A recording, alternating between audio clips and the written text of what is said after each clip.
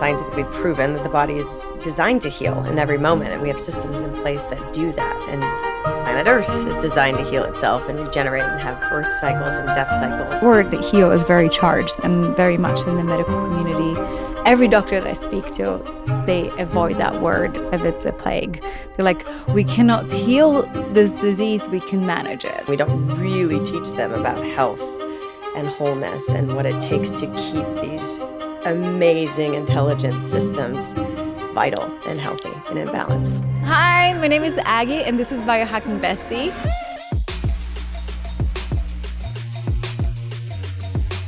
The one-stop shop for a modern queen, where you can find biohacking courses, self-growth courses, and where you can find the most incredible community of women so you can hit all of your biohacking goals and beyond. Okay, guys, we're back with another episode, and Kelly is just someone who I've been looking up to. And when the documentary came out, 2017, yeah. So it's like at least for the last 7 years when I first watched Heal. And I was like, my head exploded. And then I came on your show, and you ended up being such a wonderful human. I'm like, oh my God, it's the best when you meet people like your heroes, and in real life, they're even cooler. So thank you so much for coming on the show. Oh my gosh, thank you. Thanks for How having me. did you, from the beginning, if those, maybe there are people that haven't seen, how many people have seen Heal? Oh gosh, I don't know. I don't pay attention to any of the statistics. I have to ask my producer everything because I create something and then I just let it fly, and I don't want to see, So I have no idea, but definitely millions, and all we're in so many countries. It's wild to know how Heal has made its way around the globe a few times. Yeah, and we actually we had that conversation on your show because the word heal is very charged, and very much in the medical community. Every doctor that I speak to, they avoid that word if it's a plague. They're like, we cannot heal this disease, we can manage it. Heal it is don't ever use that word. And you name your movie that. So I just what does heal mean to you? Why are we so afraid of it? Yeah, I mean, we're not afraid of it, which is why we named the film Heal. But, I think that doctors are just trained, and they deal with so much liability and all of that. But we know now, scientifically proven, that the body is designed to heal in every moment, and we have systems in place that do that. And planet Earth is designed to heal itself and regenerate and have birth cycles and death cycles, and so we are able to heal. And I can say that with full conviction. And there's many things that, the medical community will say that are incurable. But if we really tap into the intelligence of nature, and we are nature, human beings, we've kind of written ourselves out of the definition of nature, but we are in fact nature. We're in fact more microbial cells in community with our human cells that make up this human body system. And so all of that to say, if we go back to nature, we can understand that we live in a world of infinite possibility, and everything is possible. And it's just the way that we have evolved to train our medical doctors to kind of manage disease. And we don't really teach them about health and wholeness and what it takes to keep these amazing intelligent systems vital and healthy and in balance. What inspired you to make the movie?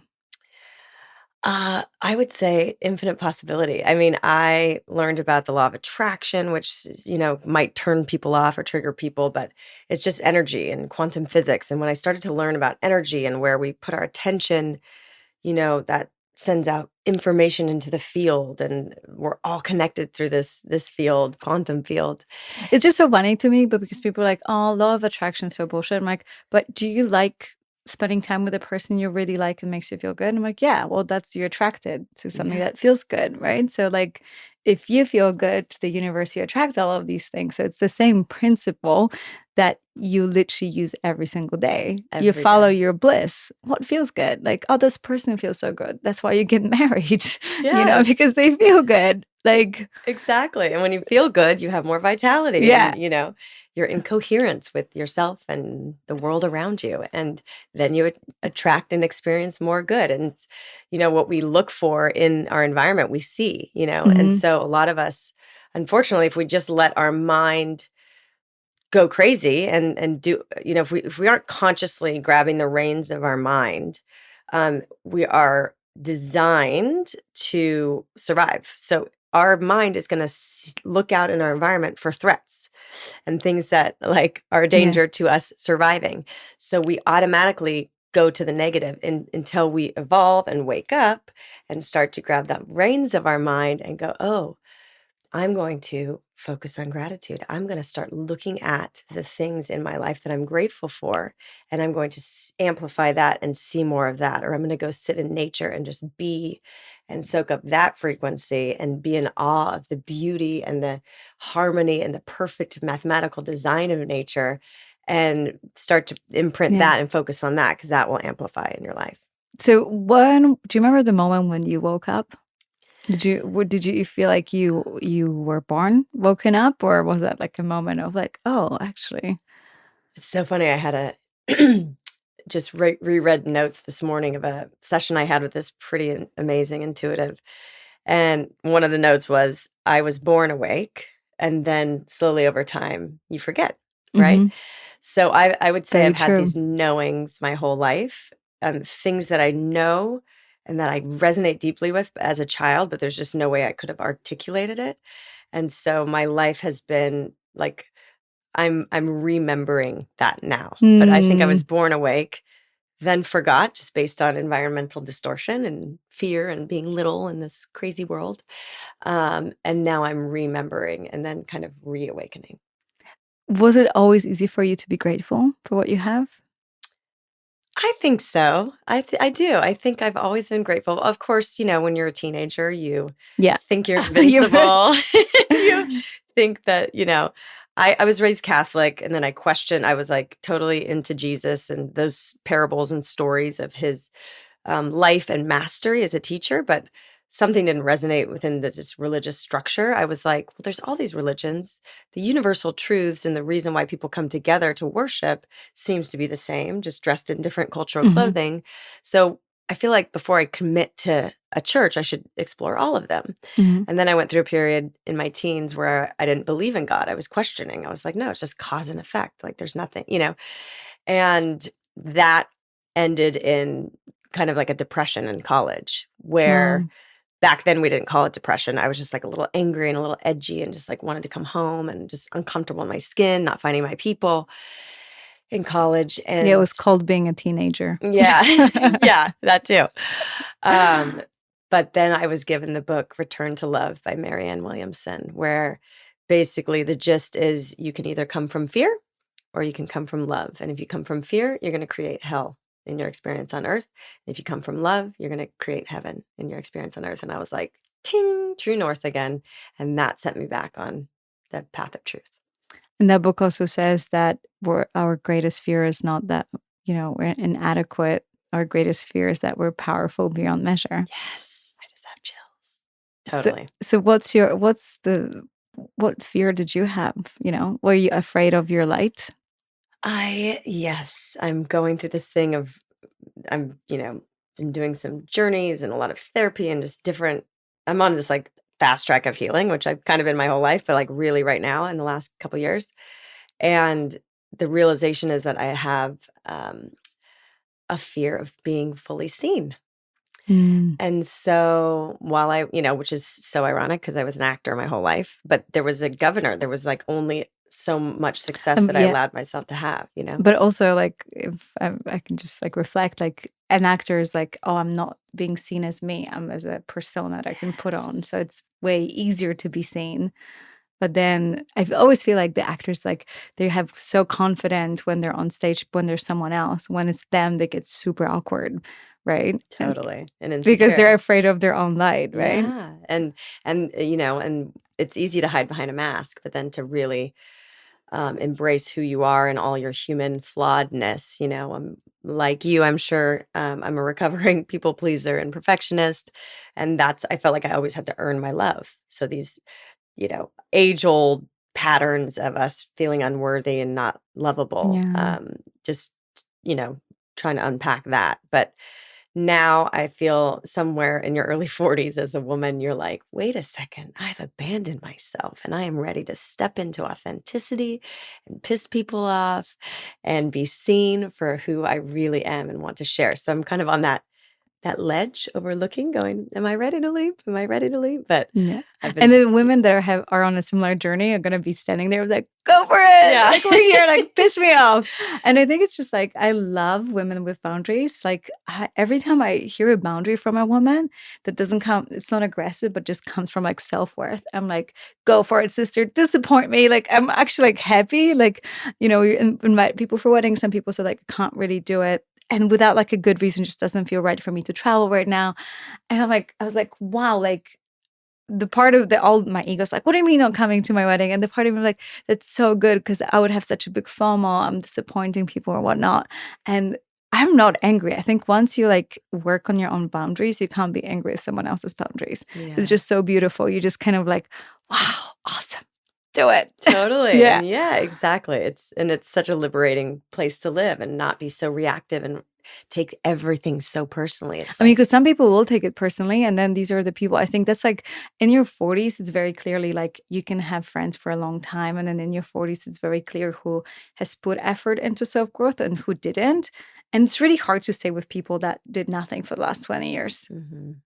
Yeah, or you've tried, you've given little Yeah. nuggets to see like Yeah. this book and that, and then they're still just constantly in a state of victimhood, which again, have compassion, but after a while it just gets draining to continue to try. You got to wake up and do the own work, do your work by, self-motivation. And Mhm. some people just aren't ready until they're ready. Yeah. And so, what I really liked about your movie, I mean, so many things, right? So, we talk about mindset, but there was towards the very end, there was this like almost like alluded that some people choose, once they're in the, maybe it's my overinterpretation, but like some people like being sick because it's part of their identity. And Mhm. there's no treatment that will help them because there's a deeper layer of like loving being a victim to their own disease, and this is part of their identity, which I thought was super powerful in the movie. And I don't know if I made that up, but No. There's definitely allusion to that, and I know that's a triggering thing to say. I thought it was super cool because it's like everyone can heal, but you kind of have to Yeah. want to Yeah. because it's not going to happen for you. Yeah, and I'm in no position to judge, like, who those people are, who they aren't. But in talking to some of these other experts and healers and people that have worked with hundreds and hundreds of people, and then my own intuition, there is if there is that underlying belief of lack of self-worth, and then all of a sudden you get sick in life and people are showing up for you, people are loving on you, you finally feel like you're being seen in some way, even though it's like not an authentic way. You over identify with that, and then you're scared to lose that label, which is not going to be conducive to healing and letting that Yeah. go. And I noticed that from myself. Like every time I get sick, I think I'm like, okay, somehow I compromised my boundary. So I let into my energetic field some sort of dis-ease in my body. I didn't prioritize myself because I pushed myself too much, which weakened my life force chi.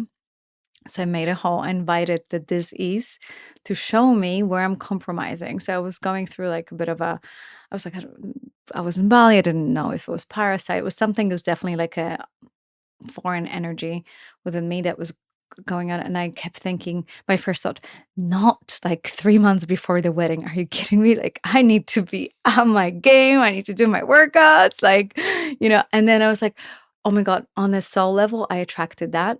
What is it showing me? Does it show me I need to slow down? Does it show me that I need attention? Does it show me that I need more boundaries?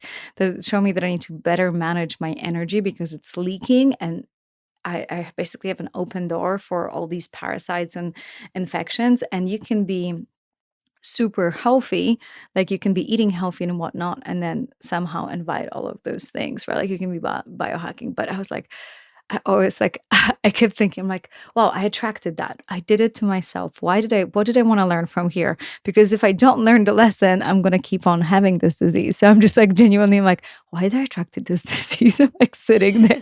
I was like, okay, that's a little weird. I'm like, no, I genuinely believe that like on a soul level, I wanted to experience all of these things Yeah. right now before the wedding for whatever Totally. I reason. think our soul totally creates things to wake us up and get us on path, back on path for our purpose, or to show us as you're in this self-realization journey. So it's going to give you feedback to make you aware of something, whether it's whatever it Yeah. is that you needed to learn in that experience. But to have that rather than to go and of course, we're human. We'll go into Yeah. woe is me and frustration, like, "No, not 3 months before the wedding." But Yeah. then you go, "Okay, what is this trying to show me?" And that's the same thing with, symptoms in our body and dis-ease. It's like our with so much of this autoimmune, our body is attacking itself, and it's rampant right now, this chronic illness epidemic. We've been taught that our body is attacking itself. Our immune system is confused and it's attacking itself. No, these are symptoms to wake you up to go, what something is off. It's a language of the body trying to communicate with you, but it's your body is your biggest ally. It is like it's an incredible, like it's such a miraculous, incredible, intelligent system, and it's trying to communicate with you, and it's your biggest ally. It's not attacking itself. But we, as the consciousness driving the ship, need to learn the language, pay attention, and start to, Mm. act accordingly. So I have a theory about autoimmune disease. I think very much is I do believe that the body attacks itself because I believe there's a part of you that the body says no more. Like I don't want this version of you to be existing anymore Right. because you're people pleasing, because you're not putting yourself first.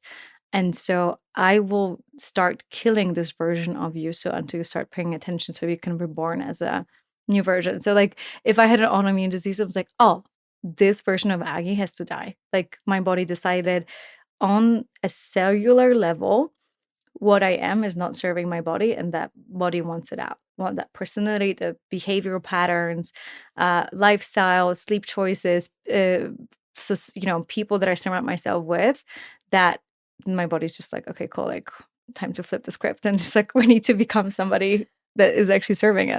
I totally agree. And it's reflecting your consciousness. If you're constantly beating yourself up in your mind and you're choosing toxic relationships that are Mhm. just mirroring the energy of your past trauma or whatever it is that your body's trying to wake yourself up to, it's attacking itself because you're attacking yourself in the conscious mind. So, Yeah. and I love that you say that about autoimmune because I've always said that about cancer. Like I was so specific when, or it was so clear to me when I started to do heal that I just wanted to like when anybody's diagnosed or even says the word cancer, we just automatically our body contracts in fear and we equate it to death. I mean, it's just Hmm. in our in our consciousness. And so I'm like, we need to open the aperture and have a little bit more space with cancer. We need to break that connection to death because it doesn't have to be a death sentence. And I was like, wait a second, that's hard to change a whole Yeah. psyche of Yeah. society because we're deeply ingrained in it right now. But what if a death has to occur and it's the death of these you that is no longer serving you? It's the Yeah. death of the environment and the terrain that we created with not our highest, Yeah. good involved in our decision making and the life we created and just the energy in our environment or whatever it is that created that environment where cancer can thrive. That needs to die. That persona needs to die. That circumstance needs to die, that person needs to die so that the real you, the higher self, the best version of you can be born. How many deaths have you experienced of yourself? Oh Lord, I have not I have not analyzed. Um, With like a couple of periods, because I feel like for me it comes in like you say it comes in like the the cycle of 7. I definitely see like my 18 was when I moved to Australia. Then 25 is when I went sailing across the Pacific, completely changed my whole vibration. And at 32, I had like this big breakup, and my Instagram kind of like started like hopping. So I feel like according to that, like 39 is next one's coming. I really feel like these are like these big milestones that I feel like, whoever, like every 7 years, I'm like a completely different person. So when is that 7-year cycle coming for So you? it's gonna be in 2 years. Okay, so So sort of, maybe and I feel like if I get pregnant, I'm gonna have a the baby. This is death of gonna the be like, old you that yeah. before kids. Exactly, that's what I was gonna say. Yeah. So I feel like, has it been anything like that for you? I Like, mean, especially becoming a mom? let's see. Yeah, for sure. And I think That's that we should that's talk about this. It's the death of who you were, the selfish you that was yeah. all about you before. And like, there is a grieving process that we need to like walk women through because you really do. It's the most beautiful thing. Obviously, so many of us intend to become mothers. And we're driven to do so, but there is this like loss of who you were and the freedom you had. Yeah, You and know? more so for women than men, right? Like Yeah. men get to kind of continue their life. Yeah. They don't need to breastfeed the child or, no, but I'm sure there's a Yeah. little bit of a grieving process for them too, because it evolves, the relationship and the family unit but yeah, definitely more so for women. What uh what was your pregnancy like? What would you say? Like from the like spiritual point of view and from like biohacking point of view. Ooh, well, I've always known I wanted to be a mother. It was like a non-negotiable. And when I met my husband, he was like adamant about not having more children. And so, again, that teenage rebellion where I was just like, well, I was so in love with him that I was just like ignoring the fact that he was very clear about not wanting more children. So shame on me for keeping going down the path. But I mean, it worked for you, but it did. It did. And it worked for him because he's obsessed with our, almost 5-year-old. Um, but for me, it was a non-negotiable. Like I'd never been so connected or in love with a person before. And yet I was willing to walk away if I couldn't have kids. I wasn't going to sacrifice that. I knew I had such a deep knowing that I was going to be a mom. And um, so I got pregnant naturally after he kept kicking the can trying to avoid having a kid. Sorry. Allergy season. yeah, I was gonna say you're not crying, but like No, I'm not crying. yeah, it's like I'm such just a moving story. It is moving, but you're Yeah. also No, it's spring in LA. There's a lot of stuff, interesting stuff in the air. And so I went to freeze my eggs because he was kicking the can and I was 39 years old and I was like, I can't waste any more time. So I'm just going to have a little backup insurance policy. I was pretty anti-fertility because I knew I was fertile and because I'm, Mhm. fairly healthy. Um, and so I was a little bit resentful that I had to go through that process. And then the doctor eventually convinced me that we should do embryos because they're a little more resilient. And so Alec, hopefully I'm not blowing up his spot here, but he was like, okay, let's just do embryos. And I knew kind of at that point if he didn't want to lose me. So again, this is not the greatest energy to bring a child into the world. In hindsight, I'm like, poor guy, I probably should have let him off the hook. But we created a beautiful child. So what's done is done. But and I got like 13 eggs out at 39, pretty good. Wow. 11 were viable, 8 fertilized, 4 went to blastocyst, and they all came back abnormal. And so I was like, "Dad." And so basically then I was like, okay, I will now wake up and pay attention to the signs that I'm forcing this poor man to have children when he doesn't want to. When he's done, he has 5 other kids. He's like, he wanted to have kids. He was just like, I'm just like, I did Yeah. it. I did it. So anyways, long story short, um, a month later, he was like, okay, he didn't want to lose me. And I had shifted. I was like, we should not get deeper into this. So he made the choice to try to have kids. And we were both kind of like, well, it'll take like 6 Yeah. months to a year. I'm 39, he's older. And boom, like a month and a half later, I'm pregnant Oh, naturally. wow. Yeah. So, and Which then is I was, almost even harder after you've been, had like your eggs frozen, 'cause sometimes the body down regulates and whatnot. So it's like, I wow. know. Yeah. So, and then of course, I always felt that I was a boy mom because I'm such a tomboy. And so talk about grieving. I got the call and I was, pretty much going, okay, this is my only kid because Yeah. I, I only was, get one chance with yeah, I this only got guy. one chance. I can't push it. And We the love you, Alec. Thank you so much for being we so do love you, Alec. Anyways, long story short, she told me it was a girl and I was like devastated. And then I was like, okay, trusting in God, you get what you need, not what you want, you know? Mhm. And of course, now I'm obsessed with her and couldn't think of anything else. Like, she's just amazing. And I think it's important for us to be raising strong, conscious women. Yeah, maybe that's what it's also like what you thought.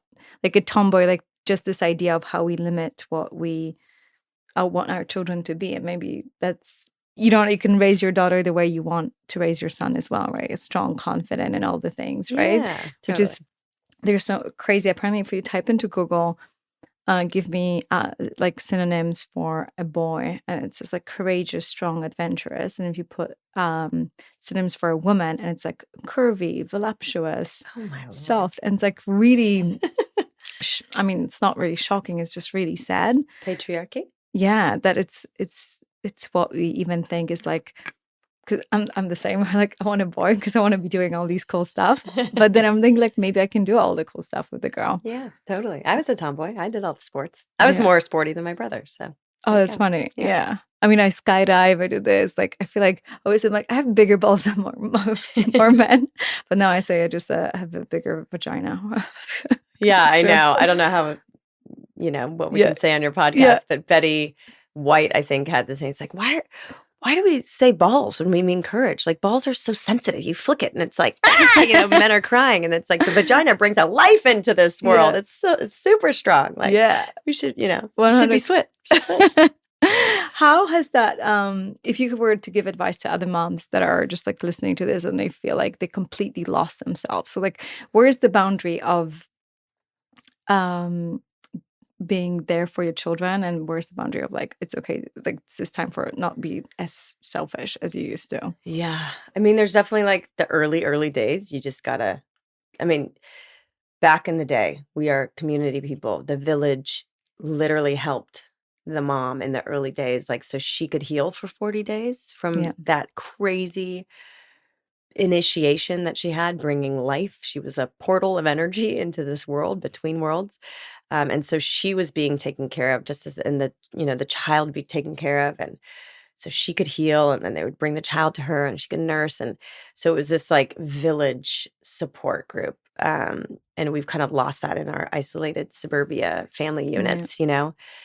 So I think the village is really important, and to tap into that, and for women to support each other in this process, because I think a lot of postpartum too is that hormone. We're not taking care of ourselves in the proper way. We're not allowing our bodies to heal, and we need the village to allow us that opportunity. But we don't know how to ask. Like, I think it's just like this idea that people would read your mind. We're so good in our partners. Like, I'm expecting Jacob to read my mind, and if he doesn't read it and doesn't do it, then it's like bad. And so, what I'm really learning is I'm getting more conscious and mature. I don't want to use the word older because it's like sometimes you can get older and not conscious. It's like I need to ask for what I want. Like, I have my bachelorette in a couple of days, and I just specifically ask, I would really love your support. This is my dream to have a party bus, and I want to be doing this and I want to be doing that. I would really love for you guys. Like, this is what's important for me. This is not as important to me. And like, it's like being very clear instead of expecting people to kind of like guess. And I think like I'm so grateful to be like an older mom, because I feel like in Chinese medicine you have 40 days when you don't leave the house, and it's everyone's coming to you to support you. And I'm like, I'm just going to do a spreadsheet and ask one of my girlfriends to bring a meal every single day. And just like, would really appreciate on day 10 if you can bring a meal, like home cooked something. And Yeah. just like being very direct. We somehow feel like we can't ask for help. And totally. And actually, we want to help. Like, I have a friend that just lost his brother suddenly to a heart Wow. attack, and I want to help. And it's just like when I just interviewed Nicole Avon, whose mother was murdered, and just her community just came in. They didn't ask because she was in grief and shock and everything. And they just came through and had a food train, and that you just step up. And so, like, if you're able to map it out ahead of time and like people that love you want to help, and it's so much easier and takes the thought out of it if you just like Be write direct. it Yeah. out. Yeah. Yeah. Instead of just like, because it's, I always like, whenever I'm like, I don't know how to help. And it's like, it's hard to, like, we're all busy. So to think how this person can be helped, Yeah. it's kind of like guessing instead of like, hey, I would love some like home cooked meals. Totally. And then later, Or post. Erewhon. Yeah, exactly. Oh my gosh, Erewhon is so dangerous. So dangerously good. And then after, it's so cliche, but so it's like the village early on, postpartum, and then and even during your pregnancy, but also the oxygen mask metaphor is just the Mhm. best. I mean, we cannot parent if we are unresourced. So to recognize, I mean, if like we're very privileged to probably be able to afford some help to offset some stress and allow ourselves to rest, and hopefully husbands that step in and give us a break so that we can rest even like an hour a day, or to bring joy and hang with your girlfriends and fill up your cup that way. But it's so important to fill your cup, and it's not selfish. It's actually more generous than you can imagine. And it's a balance, right? You have to prioritize the emotional needs of your child, but then be aware of when you start to get frazzled and triggered and Yeah. unresourced and stressed, because they are just soaking up your energy. So it's that balance and awareness of, oh, I need to be resourced to model the best emotional conscious being I can, because I am just programming my child from 0 Oh, to 7, 100%. and beyond. I just spent a month with my mom in Bali, and my mom's like, people are taking advantage of you. You need to have better boundaries. You need to prioritize your rest. I'm like, you taught me the other way. She's like, no, I didn't. I'm like, yeah, mom, like your entire life. And she was like, well, I wasn't telling you that. And I'm like, yeah, but you were living by putting others first. So it's like, of course, I'm going to do the same now. So the best thing you can actually teach your daughter, like if you look at your daughter, I bet you would be like, have boundaries. You should rest. Like you wouldn't tell her otherwise. Yeah, I Right? know. It's wild. It's so But funny. she's watching and learning. So then when 30 years later, she's going to tell you, yo, mom, you were doing something completely different.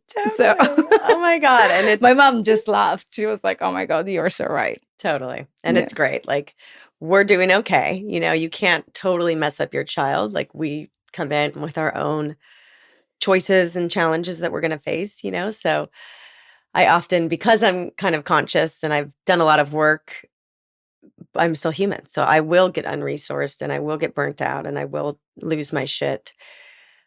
But I come back to center a lot faster than I used to, because I can wake up and go, okay, bring it back on the rails, and pull back, observe, what am I feeling, be in it, and then do some practices or tap into the tools that can get me back in balance, and calm my nervous system. And so that's all part of modeling to the children as Mm. well, how to be human in the best way possible. Not Yeah. perfect, because that's not going to happen, and that's an illusion. Um, but If you were to like put us into one of the situations that has happened of you parenting your daughter, like what's the moment that you would say you were the most proud of? Not because something that she did, but the way you behaved or show up or had like a mindset shift around parenting that you want to like toot your own horn and just honor yourself right now. I don't know. A specific time is not popping into my head, but I think, Or just like any like practice that you have that I'm like, I'm actually really proud that we get to do X, Y, and Z on Sundays, or like, that I yeah, don't grab my phone. Like there's a couple of things. Like I like that I have my biohacking routine in the morning, and I'm proud that I get to start my day with like healthy shilajit. Like that yeah, makes me like totally. Um, well, one thing she said the other day is, she was like, we were making cards for her teacher's appreciation, and I had to go do something in the kitchen, and I could see her through.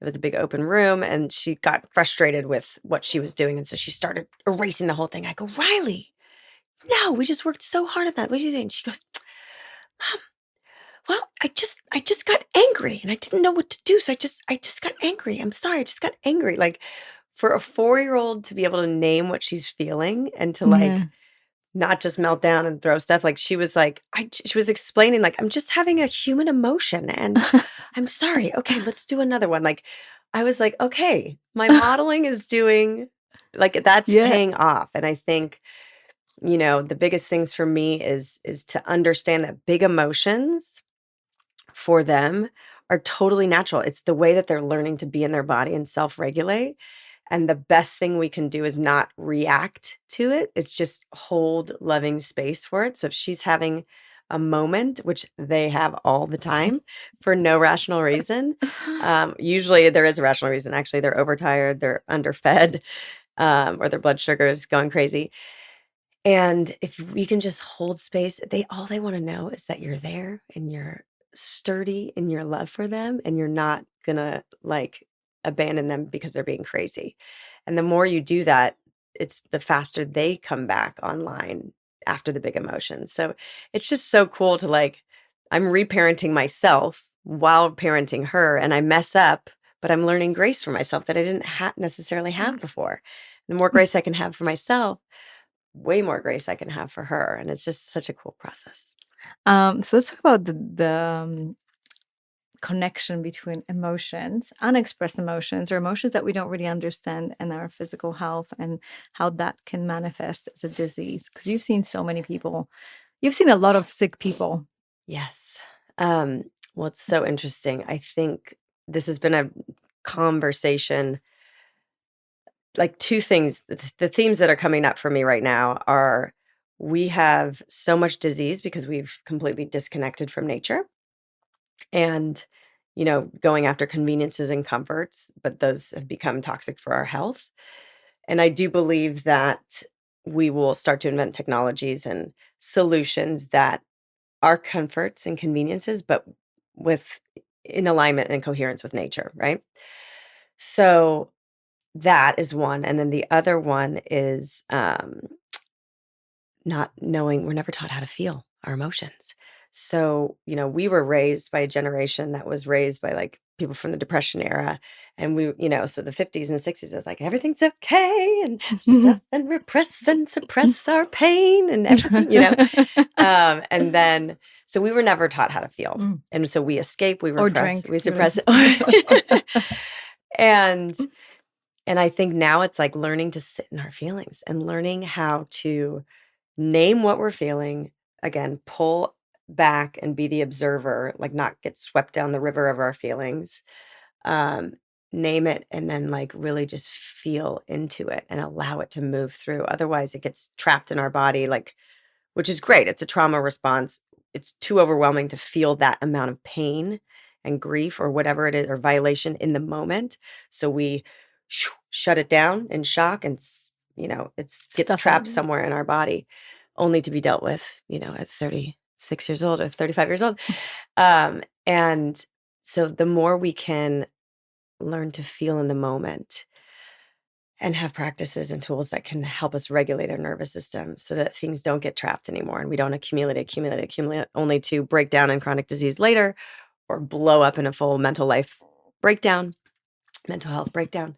That's the key. So it really, like, there's so much that we need to learn about how to feel and how Mm. to remove that emotion, that energetic feeling through us.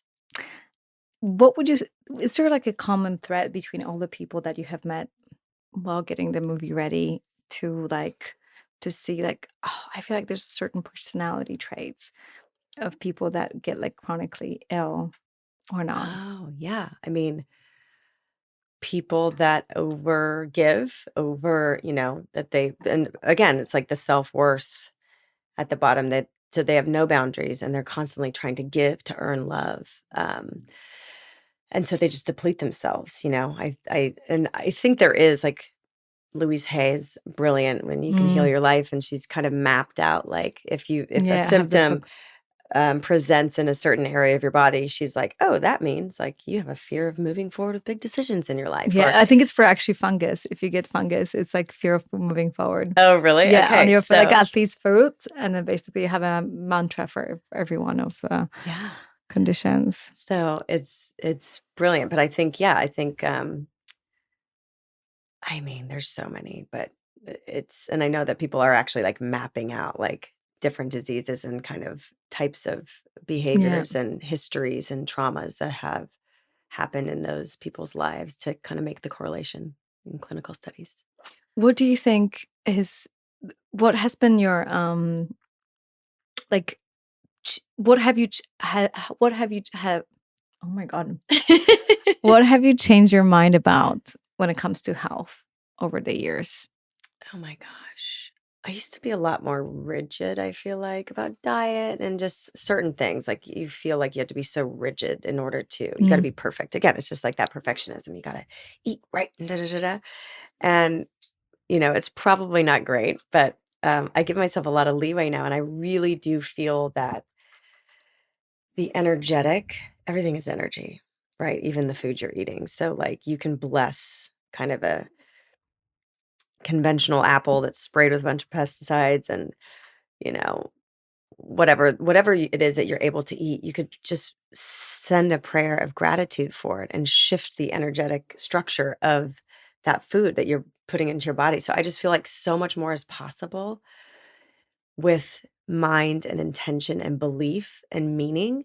So, because there's all this talk about accessibility and resources, but if I think at the highest power is our beliefs and our the energy of things. So even if we don't have a lot of privilege and we're in, this is a very sensitive topic. So I'm want to be sensitive, but all that is to say, like, I'm not rigid about anything anymore. I just want to be in joy and gratitude, do the best I can, have the basic fundamentals and awareness down, eat whole foods as much as I can. I still eat processed foods.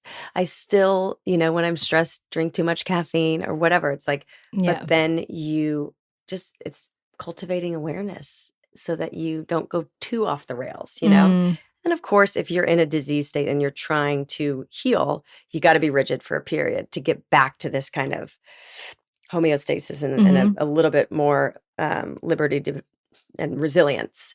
But for me right now, it's like just have grace and like enjoy life. You got to enjoy life. That's a big aspect of healing that people forget. They're so Yeah. focused on the diet and movement and this, that, and the other thing. And it's like they forget to just play and do things that they Yeah. love because that's what It's we're here to do. it's funny. So I have like the big weight loss course, and then obviously my goal is to actually help people. And I realize that some people, like 85% of people, will have really good results, and there's the last 15, right? Same with healing.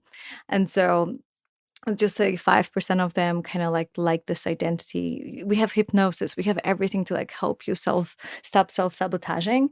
But then I realized that like every time someone is not seeing results, it's like I'm doing everything perfect, I'm doing everything right, I don't really understand. And so I started like another course for these people. And it's like, okay, forget about all of this. And today, just focus on your pleasure. Tomorrow, find a purpose that's outside of food. And the next time, have like a mission, right? Like to like and contribute.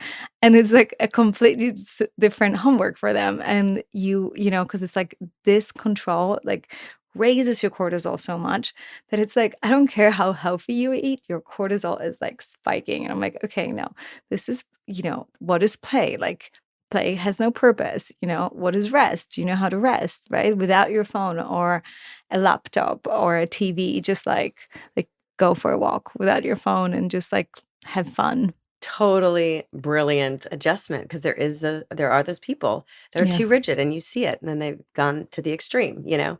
And I do. It should be like a disease rigidity because it's like when you think of life is flow. It's Mhm. very soft, right? So it's like eating what's in front of you is actually letting the life like flow through you. And it's Mhm. just like good or bad. Like if your energy is right, like you can go, manage a lot of Yeah. things. But if you're so rigid, what's rigid? Like Yeah. things that are dead. Yeah. And, it's so simple, but we have the term dis-ease. So what is health? Ease, alignment, flow.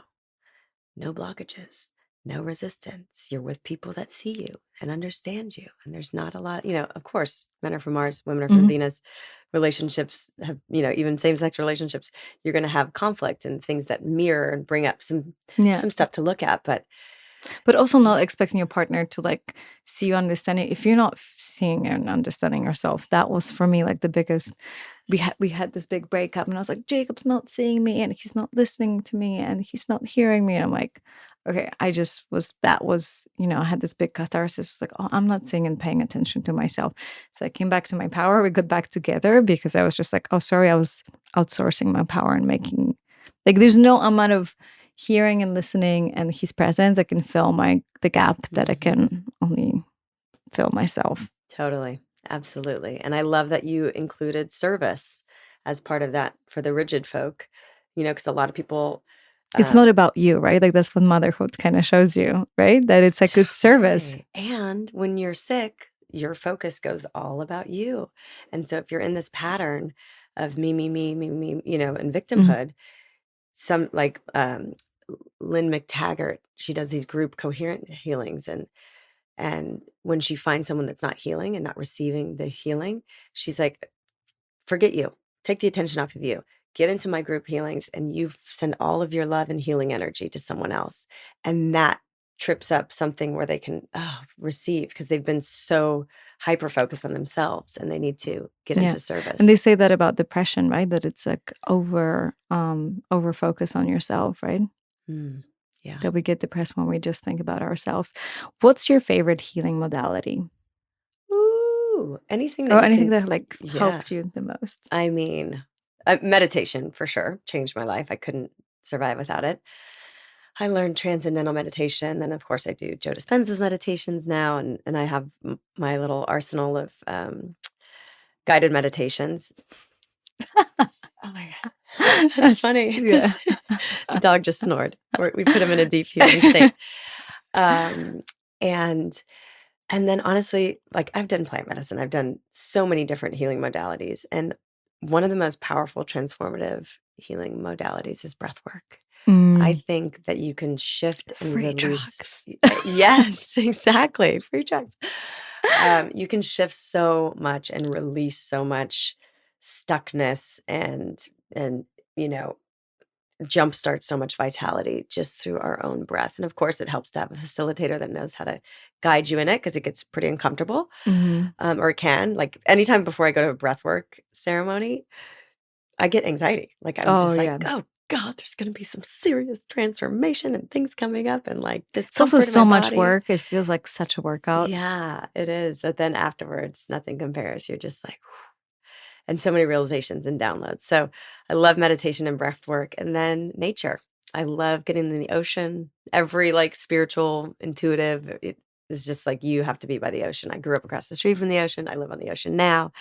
So I think nature, specifically for me, ocean, but trees, forests, rivers, mountains, like so healing. Oh, I All love that. things for free. Yeah, exactly. I always feel like people are like, so what is biohacking? And I'm like, it's like a bunch of scientists getting together, realizing that all the things that are free are actually good for your health. So we're now trying to put all that money into devices that pretend to be nature, that cost a lot of money, but you can actually do it all for free. Just like if you spend a little bit more time outside, Yeah. breathe a little more, like work out more outside, or like whatever it is that, yeah. Funny, huh? Yep. Yeah. And that's why like my mission with the book was like ultimately all the biohacking is free, right? And it's just like it's easy to look at you or me as like, oh, they live in LA, of course, like they're biohacking, they're taking care of their health. But I think it's just like, yes, in the cities you have to put a little bit more energy or investment, because it's like you become more and more disconnected with nature. But in smaller towns, or in if you're a little bit away from the big city, it's just like so easy. Yeah. And I truly believe that, when you set an intention and you believe that you're worthy of receiving whatever it is that you want, it doesn't matter if you're in, a remote town of 34 people in Nebraska. Like your people, your teachers, your solutions, your opportunities will find you. I mean, we are all connected, and you just have to intend, be clear with your intentions, and believe it's not only possible, but that you're worthy of receiving that. And I'm telling you, life just opens up and it's wild. And I forget all the time. And I want to have true confessions here. I'm sniffling over here, and it is allergy season. But the only reason I'm having symptoms is because I completely went out of balance last week, hit a wall on Friday, completely was burnt out, did not, have boundaries. I overcommitted. I didn't rest enough. So like I fail too, I have all the or you tools did and I it. fail Like, too. So, yeah, like and it's then my resistance goes down and little things creep in. And all of a sudden now the irritants in the air are actually affecting me. Whereas had I been, taking care of myself, I'd be a little more resilient. But yeah. I I've been bioslacking a lot, and people are like, "How could you put on weight?" I'm like, "Because I'm not doing all the things that I tell people they should be doing." And sometimes I just don't do them myself either, and yeah. that's the effect of it. So it's like, I think it just proves the point that like if you don't do them, it's just all a balance, Yeah. So Yeah. And I sometimes know. we can. And sometimes we're just meant to chill and let it all go, Yeah, do that's what we the point. can. Kelly, I love you. Where can people find you? At Heal with Kelly is the platform on Instagram that we're most active on, and that's my podcast, anywhere podcasts are found.